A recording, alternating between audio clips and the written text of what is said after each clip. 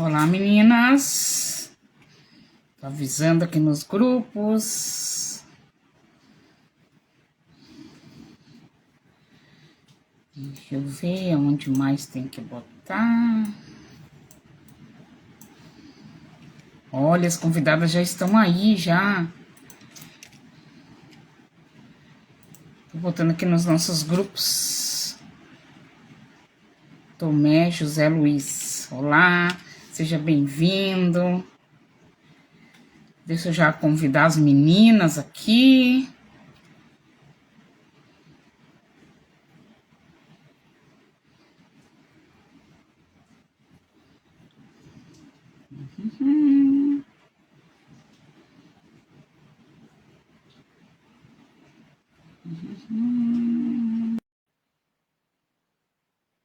Não consigo adicionar Juliana. Cadê? Aqui. Pronto. Olá! Ah, Parece que tá frio aí. muito! Teve chuva, tempestade, tudo em Sorocaba. Nossa, aqui tá chovendo agora. Bastante chuva.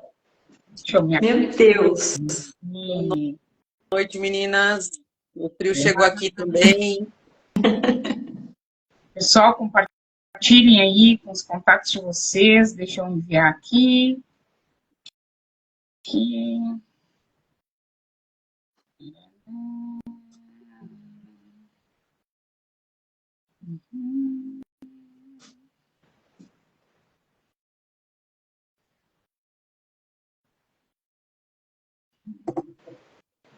Estou mandando aqui para os meus contatos.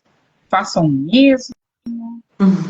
Meninas aí tem muita coisa para trazer para nós. Chocante. Eu estou amando essa coisa de ser só a moderadora.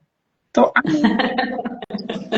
Você tá gostando, né, Leandrinho? Tô, porque eu já estou até com o meu caderno aqui, ó, para mim fazer minhas anotações, porque daí eu vou aprendendo também. Estou amando isso. Oi, Iris, tudo bem?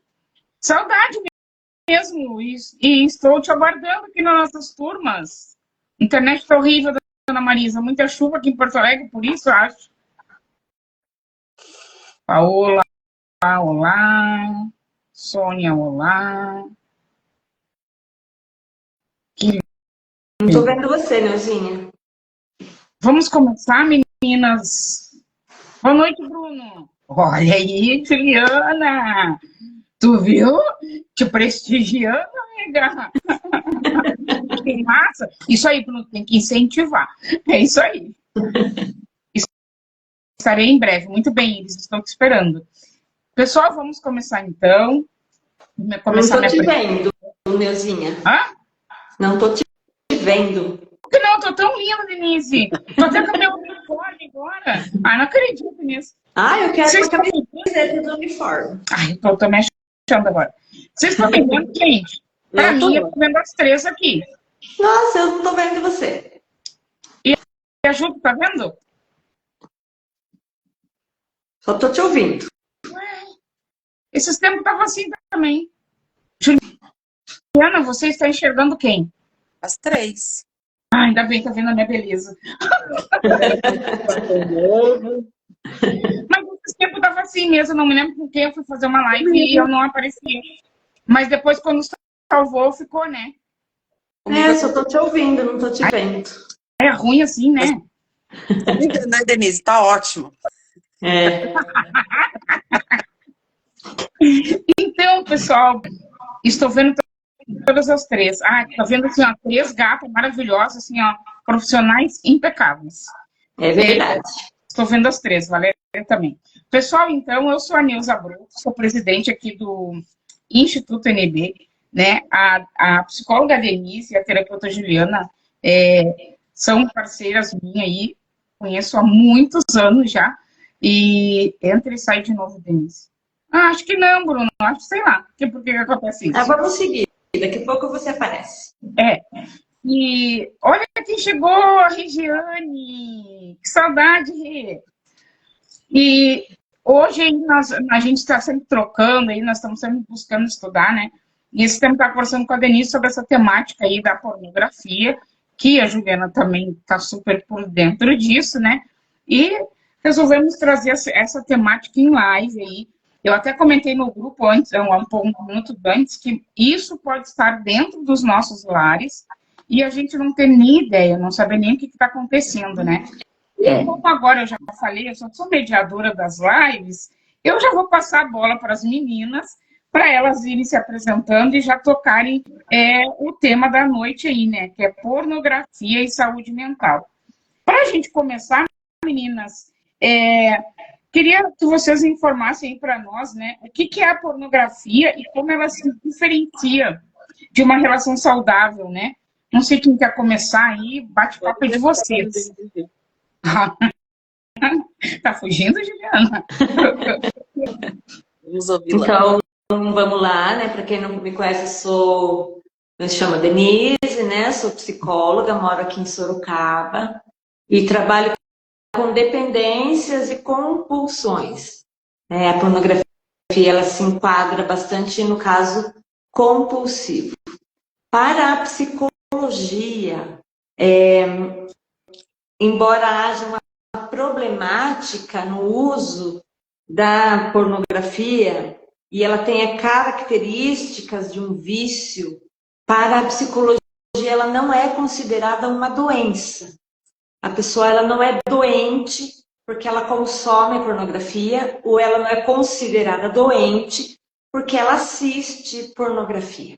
Então, nós partimos do princípio, dentro do tratamento com os nossos pacientes, né, quando sai desse fator diagnóstico, porque não há um diagnóstico, eu não tenho como elaborar um diagnóstico ou um CID, né? Então, a gente parte da premissa como uso prejudicial da pornografia, né? E com comportamentos compulsivos.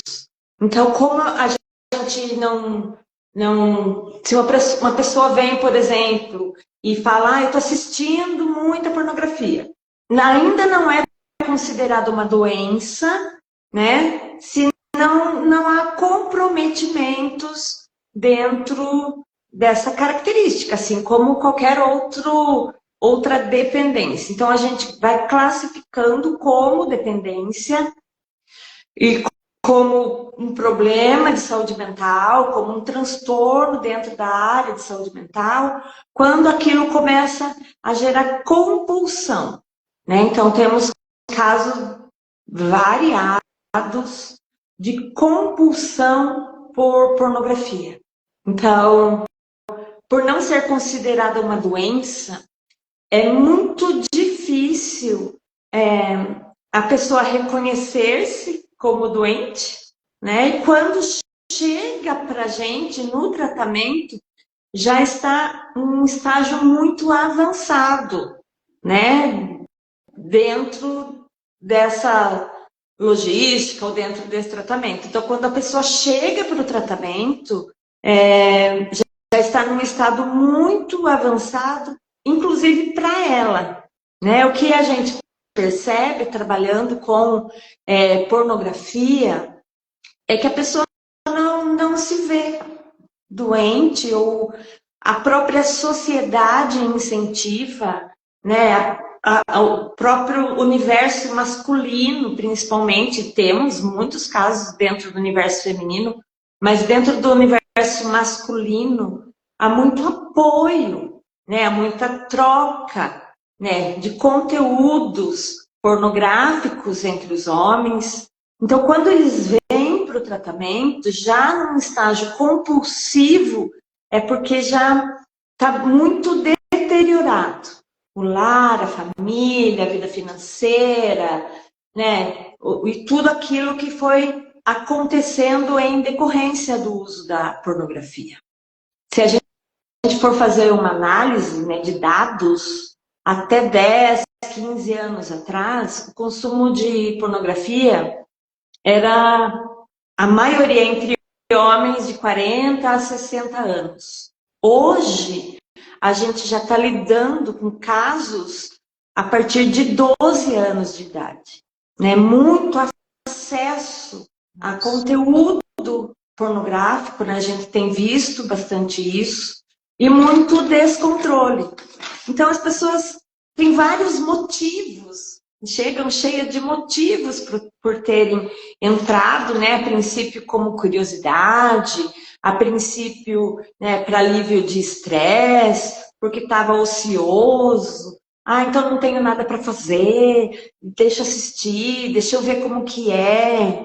E algo muito forte, né, que tem acontecido, que a gente tem recebido muitos casos de acesso precoce, com muita distorção entre adolescentes, né? Então, cada vez mais cedo o acesso, cada vez mais cedo a curiosidade, a troca de vídeos, e muitas vezes estimulado pelo universo masculino. Às vezes até os pais passam conteúdo pornográfico para os seus filhos pré-adolescentes ou adolescentes, e eles começam a interpretar, né, aquelas cenas como o ato sexual em si. Então, quando não se tem uma orientação sexual dentro de casa, com os filhos, né, desde pequenininho não é falado, porque há muito tabu em relação ao sexo, as crianças e adolescentes vão procurar informação em outro lugar.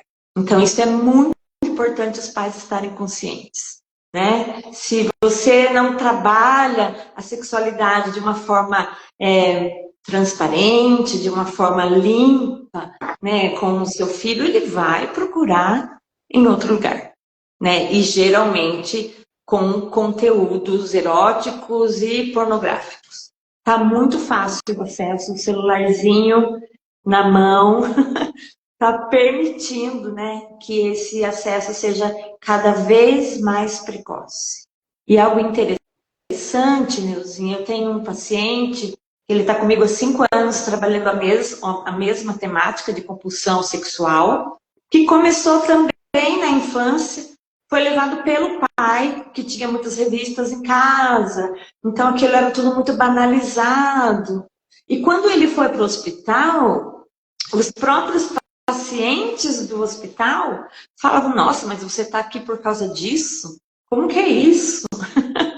Por quê? Que bobeira! Por que você vai trabalhar isso só porque você assiste isso?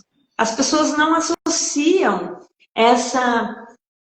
esse uso da pornografia a sofrimento, porque traz muito sofrimento. A pessoa realmente não consegue se desvincular daquilo, né? Então, é muito banalizado, né? Tá tudo muito banalizado, as músicas trazendo conteúdo de cunho sexual o tempo todo, né? O mundo virado em torno do conteúdo sexual. E a pornografia entrou nesse nicho, né? A princípio era algo muito escondido, né? Muito velado. E hoje está todo mundo consumindo, e por causa do tabu, muitos não buscam ajuda, porque não vem problema nisso, né? Então, a grande maioria dos pacientes que têm procurado são pessoas que trazem dentro de si uma esfera da religião, uma esfera da moral, né? Porque isso está interferindo na sua vida com Deus, com a espiritualidade, porque isso está interferindo no seu casamento. Daí começa a trazer, assim, ainda de forma muito rasa, né, esses conteúdos para dentro do tratamento. Mas é muito importante a gente falar sobre isso sem tabu, porque está acontecendo, né, Ju? Exatamente. E algo assim que pouco se fala, é lógico, o número de homens ainda é muito grande, mas é bom lembrar que a mulher também está inserida. Muitas das vezes ela acaba ali entendendo como um desejo sexual, como algo para acrescentar uma fantasia sexual, só que as coisas também vai se perdendo. Então a mulher, ela também é alvo. É pouco falado, né? Pouco se cita, geralmente é voltado totalmente para os homens, como a doutora disse, inclusive para os adolescentes, crianças, mas as mulheres também estão inseridas nesse meio de uma forma bem camuflada, até porque se por um lado o homem vê é um macho, né? É normal tudo aquilo, a mulher não, ela já é escandalizada. Então a busca por ajuda, no caso dela, vai ser muito mais difícil, porque vai existir todo um tabu de que, viu, que nome que eu vou ganhar se eu trazer à tona de que eu faço esse tipo de situação, se eu vejo vídeo, se eu participo disso, ou outras situações em tantos que vem entrando dentro do relacionamento, né? A gente sabe que, a princípio, assim como uma substância química parece ser totalmente inociva, mas que traz problemas emocionais gravíssimos, e sem contar dentro de um relacionamento o que causa, né? E as mulheres não buscam ajuda, não buscam. Às vezes elas vêm com uma fala de que eu não quero aquilo porque aquilo não me agrada, mas não porque não está se satisfazendo com aquilo, mas simplesmente por uma opinião da sociedade, né? Então acaba se camuflando muito mais. Eu não sei se a Denise tem percebido isso, mas eu tenho percebido muito isso, Denise. Exatamente. A gente precisa entender, né, que essa busca por estímulos a curto prazo, né, porque você vê, se excita e aquilo já entra em todo o seu funcionamento cerebral, né, essa hiperestimulação causa um padrão similar da dependência química, né? O uso da pornografia está associada ao mesmo estímulo do uso da cocaína. Ela age na mesma área do cérebro, né, onde há uma liberação de dopamina. Então, toda hiperestimulação gerada dentro do prazer obtido por aquilo que eu estou vendo, por aquilo que eu estou ouvindo, no meu cérebro é a mesma associação do uso de cocaína. Olha a gravidade. Então, o nosso cérebro, falando de compulsões, o nosso cérebro ele não entende o que é compulsão por jogo, por drogas, por sexo, por compras, por comida. O nosso cérebro não classifica o objeto. O nosso cérebro classifica a liberação de dopamina no sistema de recompensa cerebral. Então, quanto mais eu estimulo, quanto mais há essa hiperestimulação cerebral por aquelas imagens que eu estou vendo, né, o meu cérebro vai precisando, né, necessitando daqueles estímulos, tanto quanto uma pessoa que faz uso de cocaína. Então, isso é gravíssimo, né? Porque também dentro da pornografia, e acho que a Ju, né, tem trabalhado isso também com os pacientes, também dentro da pornografia há o que a gente chama de tolerância, né? Então, você começou vendo um conteúdo de TikTok. Daqui a pouco aquilo estimulou. Daí você começa a ver mais conteúdos. Daí aquilo vai estimulando, gerando prazer e vai para a masturbação. E vai gerando estímulo. Daqui a pouco você está vendo e consumindo, e é isso que acontece, né, dentro do universo da pornografia.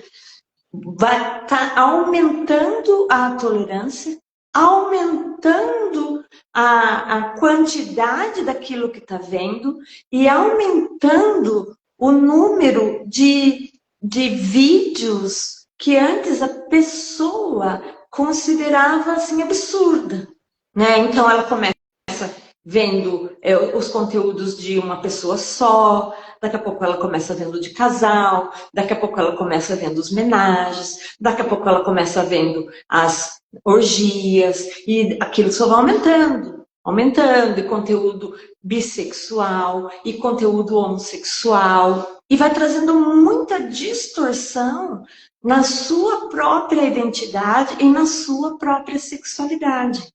Então, a tolerância também dentro do uso da pornografia também é aumentada.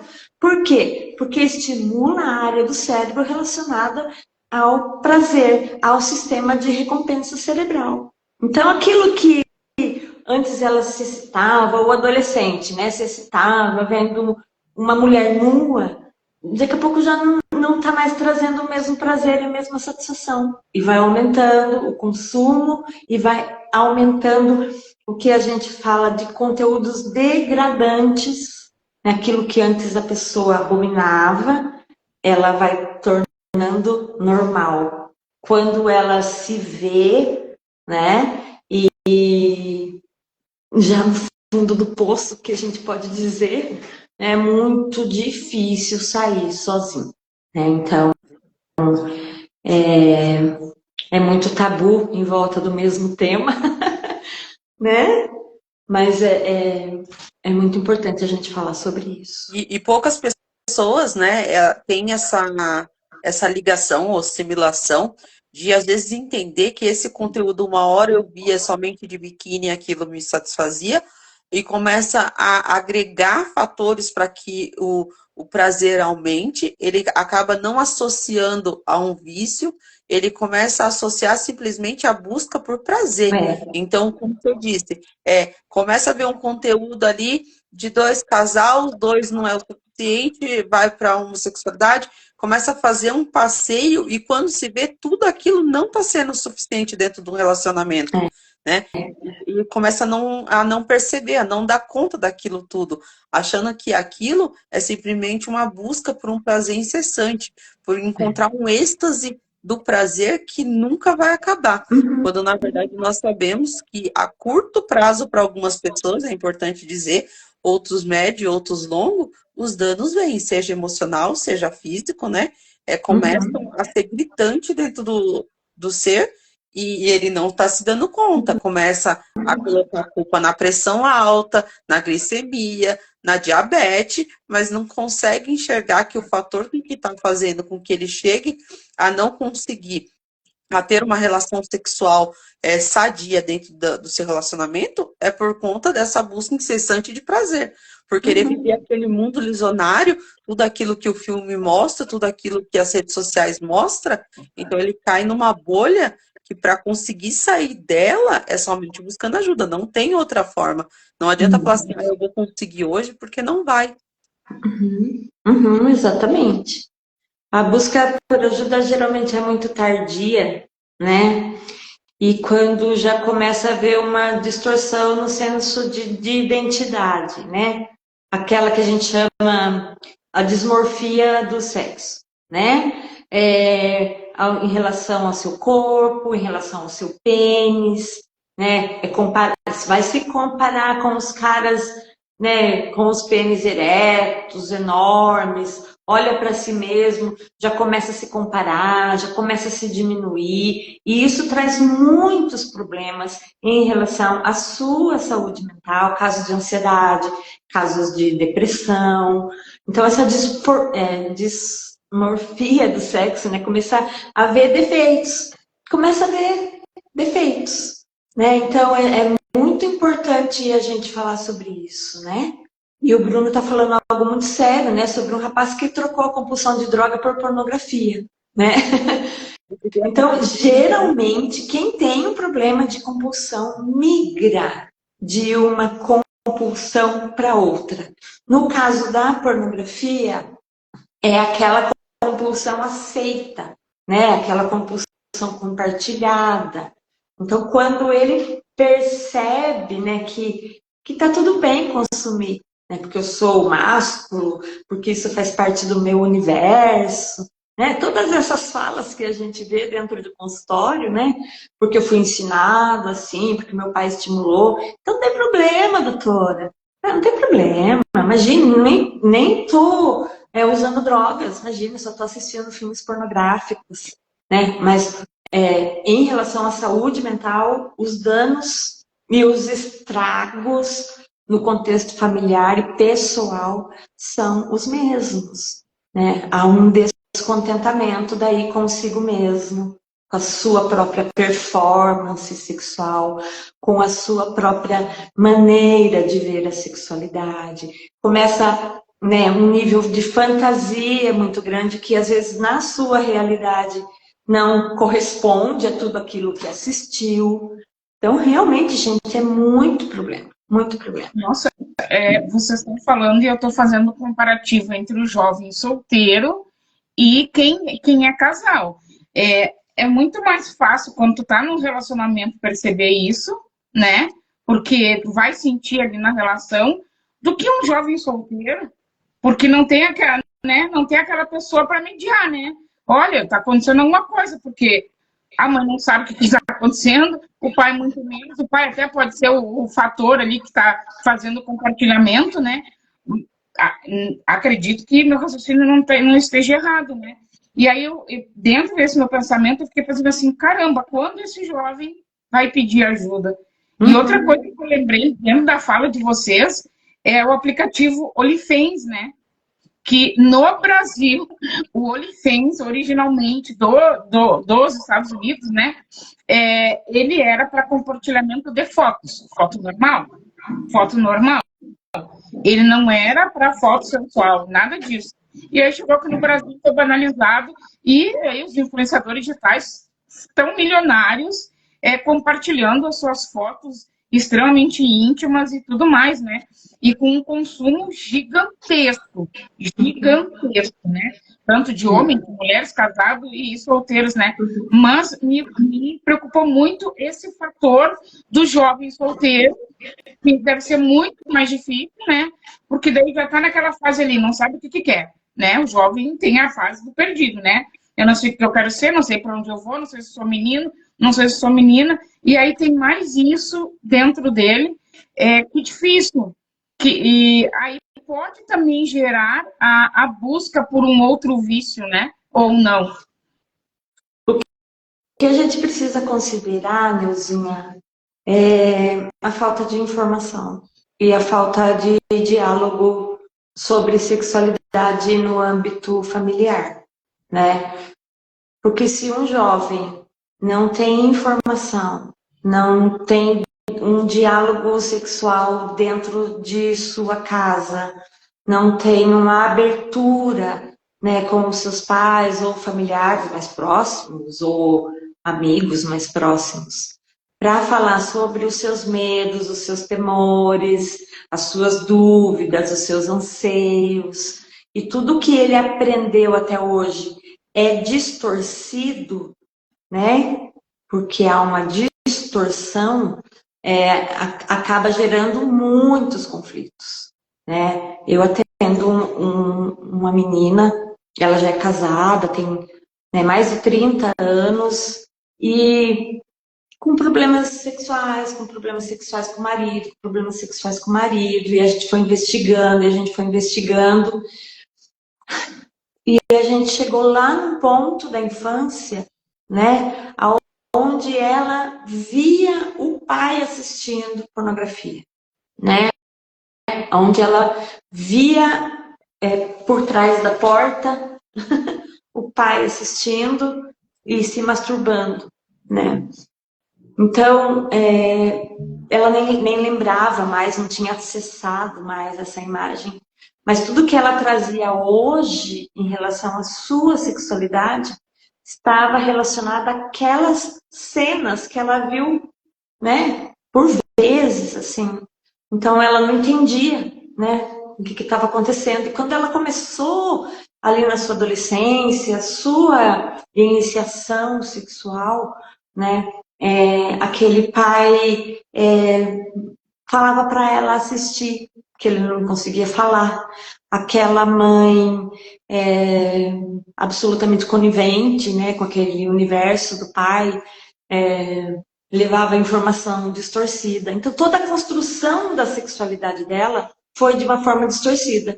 E hoje, já adulta, nem lembrava mais daquelas coisas, com problemas dentro do seu casamento, né, de rigidez sexual, de frigidez sexual, de dificuldade de se entregar para o seu próprio marido, né? Passou por vários namoros ao longo da vida e nunca manteve uma relação saudável com ninguém e estava muito associada àquilo que ela tinha construído de forma distorcida lá atrás. Então, muitos de nós, adultos, hoje adultos, não tivemos uma orientação sexual, né? Tivemos informação acerca de certo e errado e pecado, né? Não tivemos abertura, porque os nossos pais não tiveram abertura, porque os nossos avós não deram abertura, né? Os meninos eram iniciados na vida sexual com prostitutas, né? Os pais levavam seus filhos à prostituição para ter as primeiras experiências sexuais. E hoje, na vida adulta, acaba refletindo muito, né? Então, como você falou, para o jovem solteiro, né, que não tem ninguém olhando o que ele está fazendo, que seus pais não o conhecem sexualmente, ainda mais difícil, né? Para o homem casado que vê muito conteúdo pornográfico, né, precisa tomar cuidado, porque ele acaba afetando também a sua relação. De alguma forma, ele acaba afetando. E de alguma forma essa mulher percebe. Às vezes ela não sabe o que está acontecendo, mas ela percebe, né? Então, a gente precisa falar sobre isso e falar sobre a normalização que há hoje, né, em torno disso. Porque está aí, está acessível, está fácil, né, e as pessoas estão se viciando, sim, em pornografia, né? Está aparecendo muitos casos para a gente estar trabalhando e muitos casos de pessoas que têm compulsão, que migram de uma compulsão para outra, como a gente falou aqui, e que acabam fixando a sua compulsão na pornografia por aquilo não ser considerado uma doença, né? E com uma certa normalidade. Não tem um vício, né? Que louco isso, né? Daí eu estava pensando, Ju, com essa liberdade sexual que a gente vê hoje, né? E que, na verdade, não é uma liberdade, é uma libertinagem aí, né? Não querendo falar sobre orientação sexual, né? Mas a gente vê isso, né? Tá tudo muito livre, tudo pode. E isso, nesse sentido, é muito prejudicial, tanto para o jovem quanto para o indivíduo que já está com essa problemática e vai normalizando mais ainda isso, né? Como é que fica, Ju, assim, a parte além dessa parte emocional e relacional aí, como é que fica a parte financeira, familiar ali? Tem alguma informação, algum dado sobre isso? Eu acredito assim, o lado emocional é mais gritante, principalmente quando se trata do jovem aí, que nem falou, não tem ninguém olhando, e acaba trazendo outras características, como até mesmo afastamento social, porque ele não consegue ter uma vida cotidiana, né? Ele vai ter uma certa dificuldade, ou dificuldade mesmo, de ter um relacionamento verdadeiro, por conta de viver tudo aquilo que é fantasioso, né? Tem medo de chegar a ter uma relação sexual verdadeira por conta de tudo que ele está vivendo ali. Financeiramente acaba também afetando, principalmente quando entra falando em adulto já, né? Muitas pessoas acabam tendo essa compulsão e não tendo limite no fator de que, tô no meu trabalho, ou tô no meio de um familiar, ou acaba criando fantasias, às vezes com clientes, ou situações de âmbito de trabalho, né? Então começa a sair realmente tudo fora do controle. E o prejuízo financeiro vai vir, né? Seja na área religiosa, eu já vi pessoas ali que faziam um trabalho religioso e acabou se perdendo ali por conta disso, Neuzinha, porque não conseguia mais manter ali a sua função, manter o seu cargo, porque estava totalmente se perdendo em meio a toda aquela situação. Então, o âmbito financeiro, com certeza, vem o prejuízo, seja muitas das vezes a pessoa ser mandada embora, seja um gasto que começa a não se satisfazer com a esposa que tem em casa e começa a buscar prostituição. Aí acaba pagando uma não é suficiente, vamos para duas, as duas não é suficiente, vamos introduzir mais um homem. Então começa a virar aquela situação totalmente fora do controle. Então vai ter um gasto. né? Vai vir aí atingir o financeiro, porque não tem como. Ele começa a sair totalmente fora do orçamento dele, né? Começa a vir as mentiras ali, porque, ó, viu, tá faltando tanto, o que que aconteceu? O que que aconteceu aqui? Não começa a não dar conta de tanta mentira que começa a ser criado, tanta manipulação por conta disso.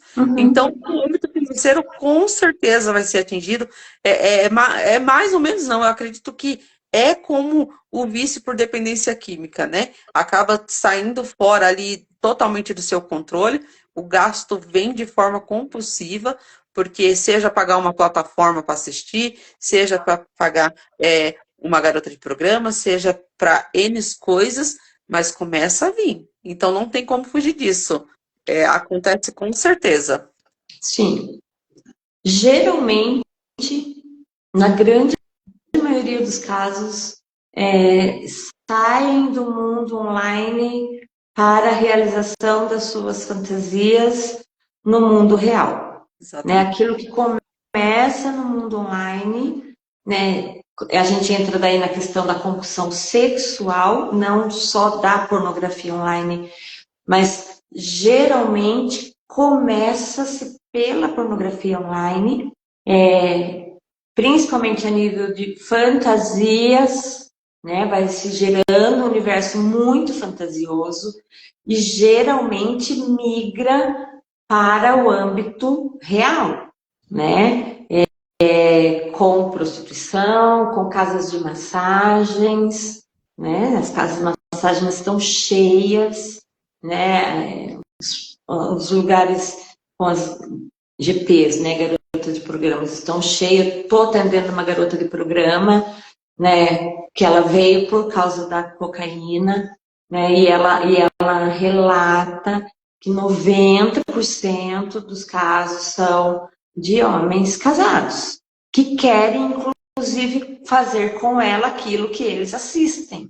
Né? Eles não vêm em busca só da companhia, eles querem reproduzir com elas aquilo que eles assistem, que muitas vezes a sua esposa nem imagina, ou muitas vezes ele não quer abrir as suas fantasias com a sua esposa, é um problema no relacionamento, e eles buscam, né, nessas garotas a realização das suas fantasias iniciadas no uso da pornografia. Então, é um universo muito escuro, né? E assim... Informação mesmo, hein? É um universo muito... para a pessoa vir para o tratamento, Neuzinha, demora muito tempo. Quando ela vem para o tratamento, porque, sabe, tá perdendo, daí sim perdendo muito, né? Então, e tem as questões de moralidade, as questões religiosas que também influenciam na busca pelo tratamento, né? A gente vê muitos casos, muitos escândalos dentro das igrejas de todas as denominações, né, relacionadas ao uso inicialmente de pornografia. Então, nos âmbitos mais graves, né, o Brasil é o país que mais consome pornografia transexual de travestis no mundo. O Brasil é o país que mais consome pornografia transexual no mundo. E é o país que mais mata transexuais. O Brasil é o país que mais consome conteúdo de pedofilia, né? E a maioria das pessoas que são presas por causa de pedofilia possuem enormes conteúdos de vídeos de crianças, né, em atos sexuais ou em atos sensuais. Então, a gente está entrando num momento que não tem como fechar os olhos. Tá aí, né? As pessoas com seus traumas, feridas, né, totalmente sem trabalhar, sem curar, reproduzindo na sua vida adulta, né, aquilo que mais os machucam, que mais eles não querem ver neles mesmos, né, homens adultos dentro dos armários, que começam a explorar a sua sexualidade e a sua homossexualidade dentro da pornografia. E depois vão dar vazão àquilo de alguma forma na vida real. Homens e mulheres muito reprimidos sexualmente. Aonde elas vão dar vazão a essa repressão? Assistindo conteúdos pornográficos, onde de alguma forma elas liberam aquilo para fora, elas põem para fora, elas obtêm prazer assistindo, vendo e sentindo como se fossem elas mesmas que estivessem vivenciando. Então, é terrível tudo isso que nós estamos vivendo. Né? Eu fico ouvindo vocês falar e eu fico comparando aí com o meu trabalho, é muito, né, vocês sabem, é muito na área da dependência química de álcool e outras drogas, né? E não tem como a gente não tentar fazer um comparativo, né? Porque vocês trouxeram aí que demora muito mais, né? O dependente químico, ele também demora para buscar a sua ajuda, mas e por que acontece, né? E quando ele busca, geralmente é porque tem algum BO, então é porque ele está devendo para o traficante, né? E a família percebe porque ele está roubando dentro de casa, já emagreceu, já fez e aconteceu.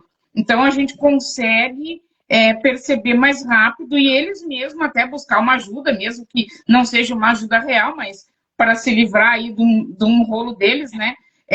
Mais rápido do que para quem está com vício de pornografia, porque não aparenta nada para a sociedade, né? Nossa, extremamente grave isso, Luiz. Extremamente grave. Porque é tudo muito velado, muito escondido, né? Aquilo que faz escondido também libera adrenalina, né? E também libera sensações prazerosas. E ao mesmo tempo que é tudo muito escancarado entre grupos, né, de trocas de filmes e de imagens pornográficas, ainda assim ninguém chega na mesa na hora do almoço e fala, gente, eu preciso de ajuda porque eu estou assistindo muita pornografia. Né? Ninguém chega no almoço de família e fala assim, olha, eu estou com problemas sexuais, eu preciso de ajuda. Ninguém fala, né, sobre isso. Nenhum marido, né, a menos que ele esteja aberto a um tratamento e uma reconciliação, nenhum marido chega para sua esposa e fala, esposa, eu preciso de ajuda porque eu estou assistindo muito conteúdo pornográfico. Pelo contrário, ele busca ajuda quando ele é pego. Quando ela pega no seu computador, no seu telefone. Daí, depois que é pego, daí abre a oportunidade de falar sobre. Mas ninguém previamente vai falar, eu estou assistindo muito conteúdo pornográfico, me ajuda. Por quê? Por causa desse tabu, né, que existe em torno da própria sexualidade. Hoje, a gente pode... Desculpa, Denise. A gente pode dizer que a esposa, no caso, é a que busca ajuda primeiro? Com certeza. Principalmente aquelas que estão envolvendo num relacionamento de codependência e relacionamento narcisista. Porque parece que não, né? A gente fala assim, os mundos estão todos ligados, Neuzinha.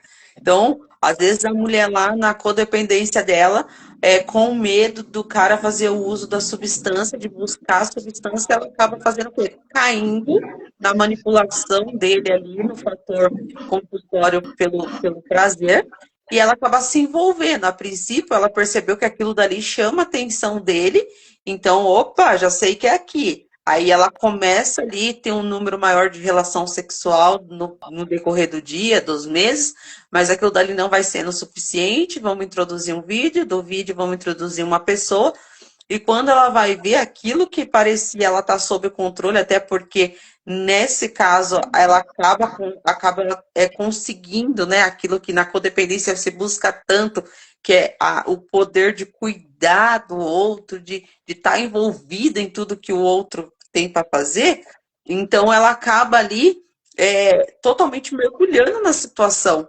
E quando ela vai perceber isso, quando ela já vê que o sexo, se não tiver uma outra pessoa, não é o suficiente. O sexo, se não tiver alguma fantasia, já não é suficiente, já não consegue ter uma ereção, já não consegue chegar ao orgasmo. Então, ela começa ali a perceber alguns dados que a princípio parecia ser a solução para o seu problema, para que ele não buscasse a substância, ela começa a ver que trouxe outro problema para dentro de casa. Ele, a princípio, mais uma vez, a gente sabemos disso, que na pornografia não é diferente, a negação, mesmo que você pegue, foi a primeira vez, mesmo que você esteja vendo todos os fatores gritando ali, isso nunca aconteceu, porque eu gosto de ver, porque isso sempre vai ter essa negação.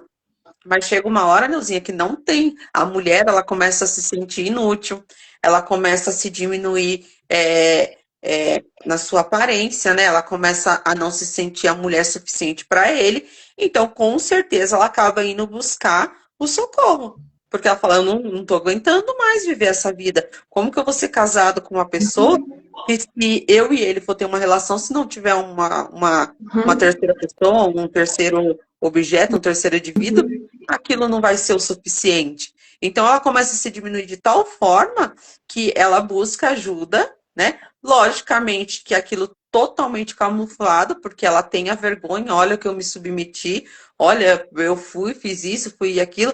Muitas das vezes leva várias sessões para a pessoa acabar colocando para fora o que realmente, de fato, está acontecendo, né? A princípio vem com uma fala de que a gente não está conseguindo se entender na cama, a gente não está conseguindo ter uma relação saudável, eu não sei se ele não está bem, né, dentro dos parâmetros. E não, na verdade, a gente vai pegando ali aos poucos que a situação está bem mais fora do controle. Então, a mulher vem buscar ajuda primeiro. E muitas das vezes ela vai continuar sozinha por um longo período, Neuzinha. Não pense que ela vem buscar e logo em seguida ele vem junto para salvar o casamento, não. Porque ela ainda vai continuar doida da história, ela ainda vai continuar aquela que está com ciúmes, ela vai continuar aquela que está fantasiando coisa demais, que nem é tantas vezes assim, nem foi dessa forma. Então, aquilo dali só vai piorando mesmo, não tem outro meio. E no relacionamento narcisista, ela se submete àquilo para mais uma vez agradar o seu parceiro com medo de represália, né? Até porque ali a situação é mais ofensiva, né? Você não consegue me satisfazer, mas também não quer buscar ajuda. Então acaba sendo mais ofensivo, então ela também entra nesse parâmetro aí, acaba se afundando nessa situação de forma grantesca.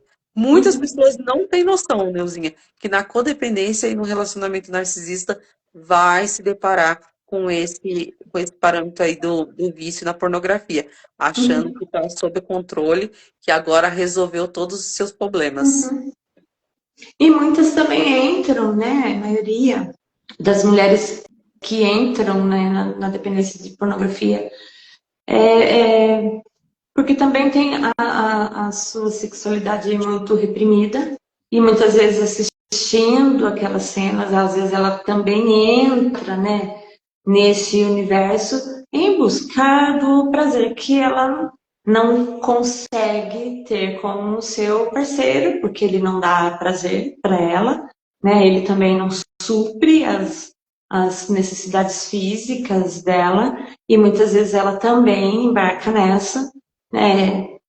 Muitas vezes através da masturbação, que pelo menos, né, ele não dá conta, pelo menos eu vou resolvendo aqui a minha vida, só que não se conversa sobre.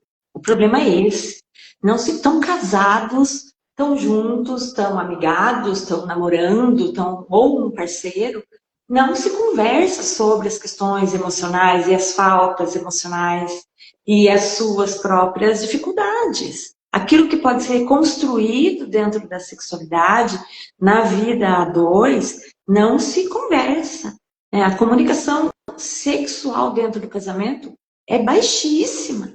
Casais que estão juntos há anos não conversam sobre satisfação. As mulheres fingindo orgasmo o tempo todo e não abrem as situações para os seus parceiros, não descobrem juntos o prazer da sexualidade dentro de um relacionamento. Então a pornografia ela vem tapando esse buraco dentro das relações, né? Onde cada um ali pensa em si, porque o prazer sexual e a pornografia é algo muito solitário, né?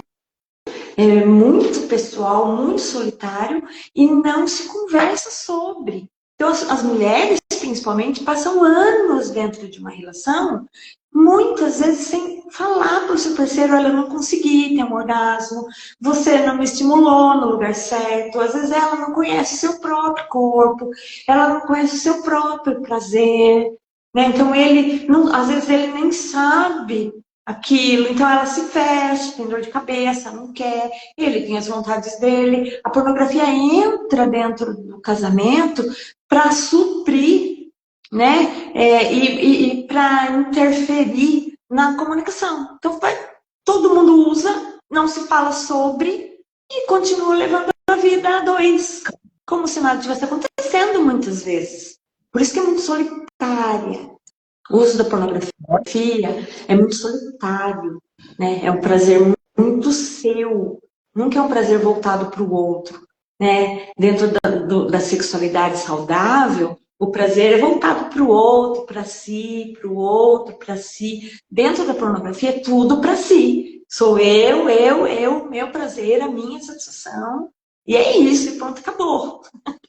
Né? Então, muitas vezes o problema está na relação não discutida, não conversada, não trabalhada, porque quando os casais vêm para a terapia, que a gente atende casais, a primeira queixa é porque eles não estão mais tendo a vida sexual, né? E a pornografia entra nessa lacuna, onde cada um busca a sua própria satisfação e as coisas continuam como estão, né? Uns acabam desenvolvendo a compulsão e acabam entrando num processo doente, né? Então, um espaço, um tema para 1000 lives. Eu disse que eu tô amando ser só aí a. O meu caderno tá cheio de anotação aqui, porque tudo isso vai virar conteúdo lá para as redes sociais. E, Ju, quais são os caminhos aí terapêuticos, então, para tudo isso? Nossa, estou muito chocada. A Valéria fez uma pergunta aqui sobre se a pedofilia é considerada uma doença. Quer responder, Ju? Eu acredito que seja um transtorno. Né? Pode responder. É só um diagnóstico aí, né? Todo caso de pedofilia, né, ela vem associada a um transtorno, né, de personalidade, um trauma, algo que a grande 90% dos pedófilos já foram abusados, então eles reproduzem aquilo, né, como uma forma de expurgar, né, o seu trauma, daí, claro que é de uma forma muito doente, né, todo pedófilo é muito doente, a gente considera, assim, um transtorno de personalidade, porque ele não tem empatia, ele não pensa que ali diante dele está uma criança, né, então, ela dentro do campo da psicologia é considerada associada sempre a um transtorno de personalidade. Nós não temos um CID para um pedófilo fechado, assim, né? Por quê? Porque envolve vários ramos, né? Mas geralmente associada a um transtorno de personalidade. Um antissocial, um narcisista, né? Ou um antissocial, famoso psicopata. Porque realmente a pessoa está embotada nos seus sentimentos a ponto de não ter nenhuma empatia. Existe algum número em estatísticas de qual é a maior na área transtorno, o pedofilia? Qual seria o sociopata, psicopata, existe um número, um dado disso ou não? É o antissocial, né? Psicopata. Tá. É. Porque ele não sente culpa, né? Ele é pego e ele continua fazendo. Dentro das famílias, por exemplo, foi descoberto um caso. Ele continua fazendo. Ele não para. Mesmo quando descoberto, ele não para. Então, está muito relacionado a um transtorno de personalidade. Nossa. Muito. Ele não para. Não para. Ele pode até dar um tempo, mas ele não para. Essa semana apareceu nas redes sociais, eu acredito que vocês possam ter visto, um rapaz que foi pego e ele a princípio não negou nada ali, né? Ele só assediava meninos. Eu não sei se chegou a ver a frieza dele, né? A forma com que ele conta cada detalhe ali de uma forma tão fria, tão assim dolorosa, porque você não vê empatia nenhuma, você não vê ele se colocando em momento nenhum no lugar das vítimas, né? A única coisa que ele fala é que a preferência dele era por garotos, né? Mas a forma com que ele detalha ali mostra algo muito frio mesmo, né? Você percebe que é totalmente doentio, que não tem outra palavra para ser colocada ali, do jeito que ele se manifesta, né? Colocando como se fosse algo normal aquilo, né? Eu só pedi para tirar a roupa, eu só pedi para fazer isso, e quando não é o só, né? Existem vários fatores. Por trás de tudo aquilo ali, existe uma criança sendo traumatizada, que muitas das vezes vai levar aquilo para o resto da sua vida, que não vai resto da vida.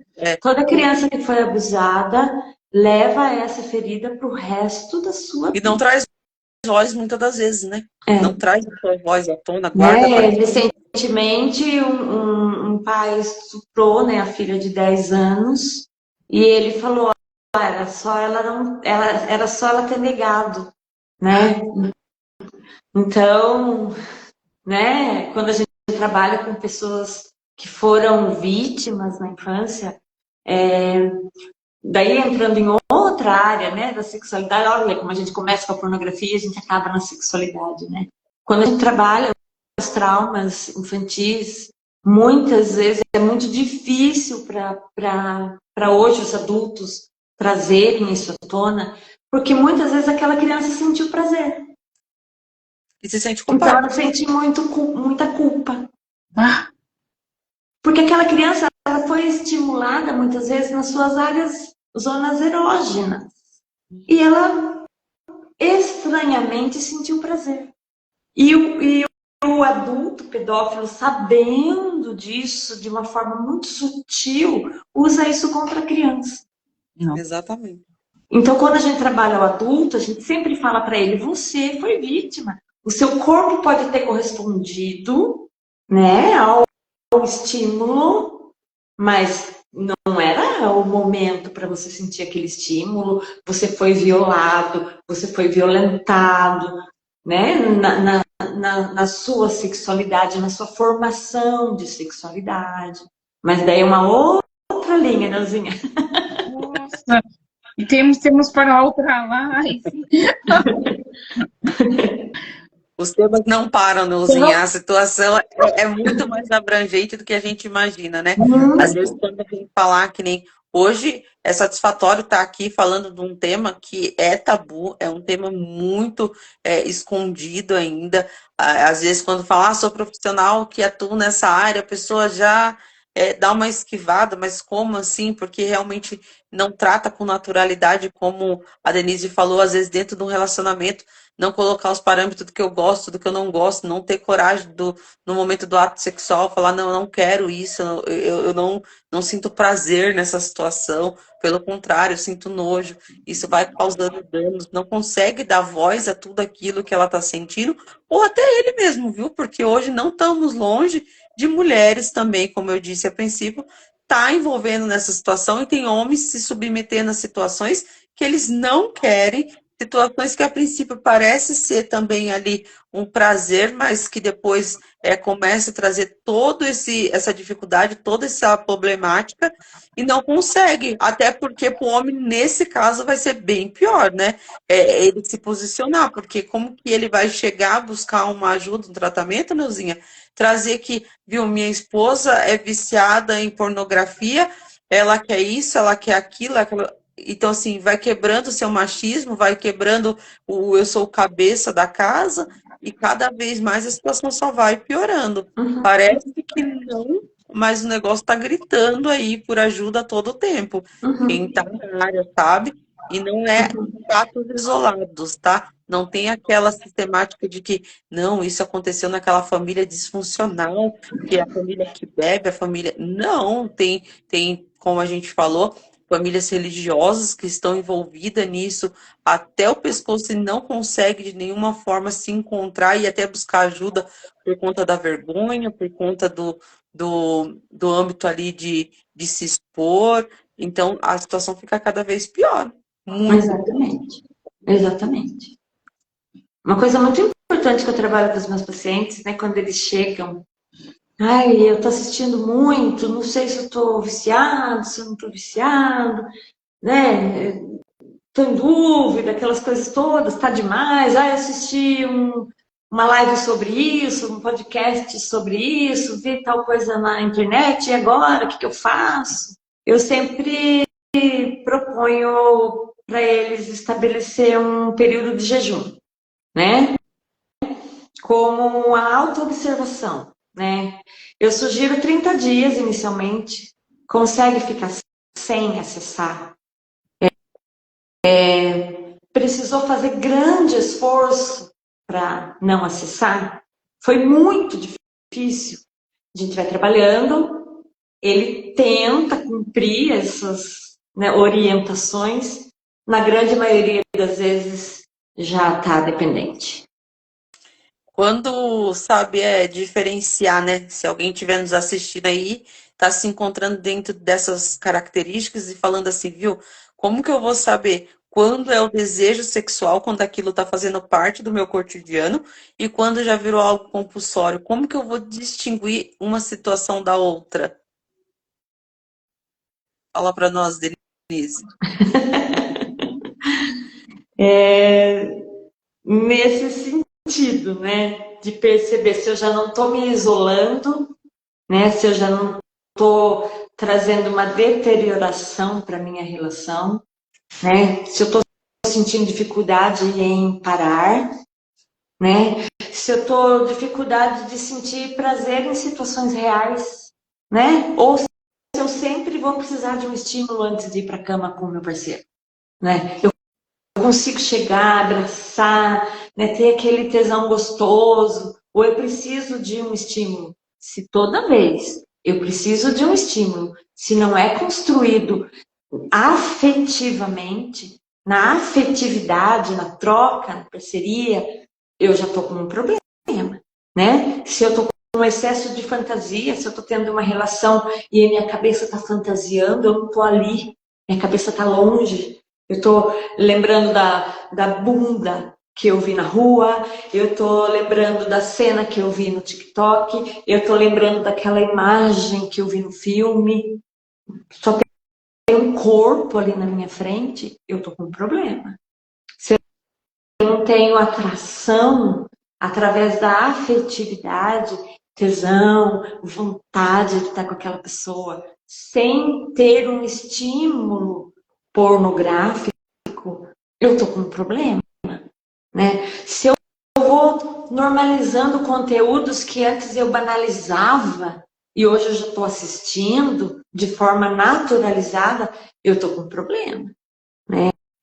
Então, se eu estou sentindo muita ansiedade, se eu estou muito deprimido, né? Se eu começo a criar expectativas irreais sobre o meu corpo, sobre o corpo do outro. Ah, eu só vou ter prazer se eu estiver magro, igual aquela pessoa, igual aquela cena que eu vi. Ai, a mulher, né? Ai, mas ele não vai gostar de mim porque eu tô mais gordinha, porque já começa a ter distorção, você começa a comparar, né? E principalmente se você não consegue mais ficar sem estímulos, é hora de buscar ajuda, né? Porque você está fugindo da realidade, né? Fuga de realidade, seja em qualquer plano compulsivo, leva à dependência, que leva a uma psicose, né?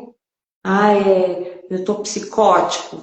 Se você não está em contato com a realidade, lidando com as suas questões emocionais dentro da realidade, vivendo de fantasia, desconectado emocionalmente da realidade, desconectado nos seus pensamentos, desconectado de realidade, do mundo real, você está entrando num estado psicótico. A gente acha que o surto psicótico ou a psicose é só quando o sujeito está louco. Não, às vezes a gente está entrando num estado psicótico, que é nada mais do que essa desconexão do mundo real. Então, se toda vez eu preciso de um estímulo, um conteúdo pornográfico, um estímulo pornográfico, para que o meu corpo reaja, porque daí o meu cérebro vai reagir, o meu corpo vai corresponder, eu estou com um problema. Ou o que eu não estou querendo aceitar? O que eu não estou querendo ver? O que está acontecendo com a sexualidade dentro da minha relação, do meu namoro, do meu casamento, né, com o meu ficante, sei lá, cada um tem o seu universo sexual aí, né? Mas eu sempre falo que muitas vezes não é questão de certo e errado. A gente não está aqui para julgar, isso aqui não é um tribunal onde a gente está julgando ninguém. A gente está trazendo esclarecimento para que haja uma autoavaliação e um entendimento de que se eu estou usando de ferramentas, né, fora de contexto de realidade na obtenção do prazer, eu estou com um problema. Isso seja nas compras, nos jogos, como vocês tiveram a live semana passada, interessantíssimas, né? É a busca de prazer e satisfação imediata, né? Porque se eu assisto um conteúdo, aquilo provoca prazer, eu me masturbo e tenho um orgasmo de 1 minuto, a satisfação vem muito rápido. Então, por que eu vou trabalhar dentro de um contexto terapêutico, lá com a minha psicóloga, com a minha terapeuta, às vezes levando anos, né, para entender o que está acontecendo comigo, se eu posso ter um prazer imediato aqui, deixe para lá esse assunto. Então, a gente precisa estar atento, porque o mundo das compulsões, o princípio é o mesmo, recompensa, prazer e recompensa, prazer e recompensa, e dopamina, e liberação de dopamina, e meu cérebro só vai entendendo isso.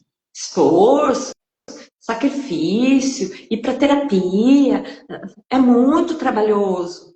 Só que uma hora a conta chega.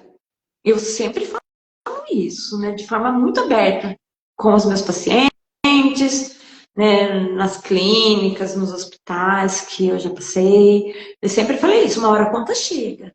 É amanhã, daqui 1 ano, daqui 10, não sei, mas uma hora chega, porque tem consequência, né? De repente eu estou me entupindo de medicação para ansiedade, estou me entupindo de medicação para depressão, e daí a minha libido também oscila pra caramba, né? Porque também há esse contexto de muito uso de pornografia por quem faz uso de medicamento, né? Porque eu estranho, minha libido mexe com as medicações, só que eu não trabalho a causa. E fico trabalhando sintoma. A causa, às vezes, está na minha infância, na minha adolescência, em como a sexualidade foi desenvolvida na minha vida, como eu aprendi, que acesso que eu tive, como vieram essas informações, né? Então, é isso, gente. Nossa, já vou dizer que quando vocês quiserem outra live para dar sequência nesse tema, o Instituto MB está aberto para isso. Vocês sabem que eu amo fazer live e nosso tema, assim, de extrema importância, né? Eu troco um pouco de ideia com a Ju sobre isso, mas não tão profundamente como vocês trouxeram agora. E a gente precisa aprofundar muito isso, né, Juliana? Mas muito mesmo, assim. Acredito eu que a gente precisa fazer uma nova live sobre isso, né? Mas gostaria, né, porque no meu aqui já é 20 para as 9, gostaria das considerações finais aí, Juliana, que tu tem para falar sobre buscar ajuda, né, o teu trabalho também aí, por favor.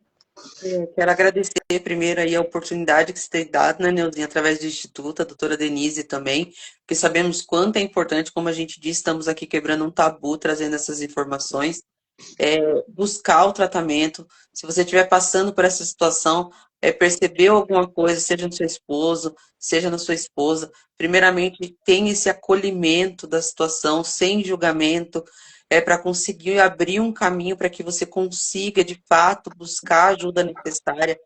Muitas das vezes não vai ser um processo fácil e rápido, mas com o acolhimento você vai ter um êxito na situação, né?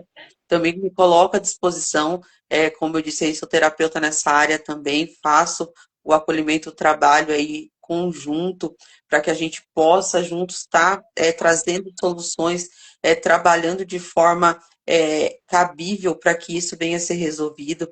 Não precisa ter, às vezes, o receio de, vou chegar no profissional, como que eu vou falar para esse profissional o que está acontecendo? É totalmente sigiloso. Não tem que fazer feito. Nós profissionais não tem o que a gente não tem ouvido ainda, né? Você acha que aquilo é muito escandaloso, eu preciso falar, mas não tem esse receio.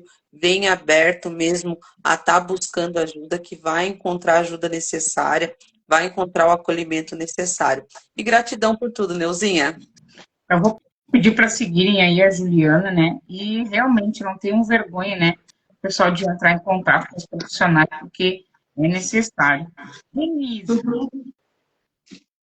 É isso, gente. Eu faço das palavras da Ju as minhas e só gratidão, né? A gente sabe que é um tema. Falar sobre saúde mental, né? Ainda é muito difícil, né? Se a gente for fazer uma live sobre beleza e estética, né? Sobre cremes rejuvenescedores e shampoos, e lota. Quando a gente vai fazer um trabalho sobre saúde mental, um podcast, uma live para falar sobre temas internos, há muita resistência. Mas assim, nós somos resistência. Exatamente. Esse termo aí, ó, que eu já anotei, beleza, estética e saúde mental, dá um rumo para nós. Somos resistência. Temos que ser, né, meninas? Não tem como ser diferente, né?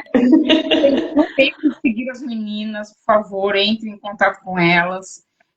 Como eu falei no início, né, são profissionais aí de extrema dedicação, né, de muita empatia e acolhimento, que é uma coisa que a gente prega muito, né, e que tem que ser assim quando a gente fala de dores emocionais, né, não tem como ser diferente, né. Quero agradecer vocês, suas lindas, maravilhosas. Sua linda. Podem falar mais sobre isso, que eu gosto, tá? Vamos, né, falar sobre os traumas. Muitos traumas dentro da dependência química estão relacionados à sexualidade. Muitas pessoas começam a usar drogas por problemas na sexualidade, por abusos na infância, por sexualidade reprimida.